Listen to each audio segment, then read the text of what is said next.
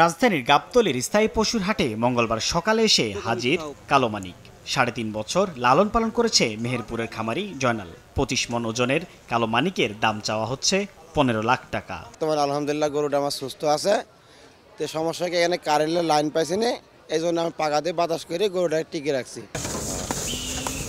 কোরবানির ঈদে সবথেকে বড় হাট এটি। ক্রেতাদের মধ্যে অধিকাংশই দেখছেন, তবে ব্যবসায়ীদের প্রত্যাশা দিন গড়ালে উপস্থিতি বাড়বে। ৩ লাখ টাকা থেকে ৬ লাখ টাকার মধ্যে মিলবে মহিষ।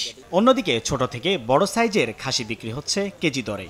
দাম মনে করেন আপনি ১১০০ টাকা কেজি পড়ে, ১৫ কেজি গোছ হইব, ঠিক আছে ১৬-১৭ হাজার বেচুন। আমাদের কাছে ৩ থেকে ৩.৫ লাখ টাকার মহিষ আছে, এখনো ক্রেতা আসে নাই। দেখতে আইলাম, কেনার দরকার বললে পরে কিনো। বাজার ঘুরে আমরা যেটা দেখলাম যে গরুর দাম এবার বেশি আছে। মরুর দেশের দুটি উটের দেখা মিলছে গাবতলীর পশুর হাটে।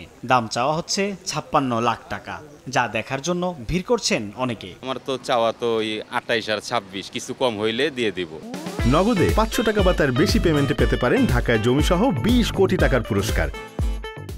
গাড়ির পার্কিং এর ব্যবস্থা থাকে আন্ডারগ্রাউন্ডে, এখানে গরু রাখার তো বাইরে রাখতে হয়, এজন্য হয়তো ১-২ দিন আগেই কেনা হবে। হাটে আগত ক্রেতা বিক্রেতাদের নিরাপত্তায় প্রস্তুত আইন শৃঙ্খলা বাহিনী। এখানে সার্বিকভাবে সহযোগিতা করা হচ্ছে। কেউ যদি কোনো অসুবিধার সম্মুখীন হয় তারা ওখানে ইনফর্ম করলে আমরা সর্বোচ্চ সহযোগিতা করব। এবারে রাজধানীর ২ সিটি কর্পোরেশনে হাট বসেছে ২১টি স্থানে।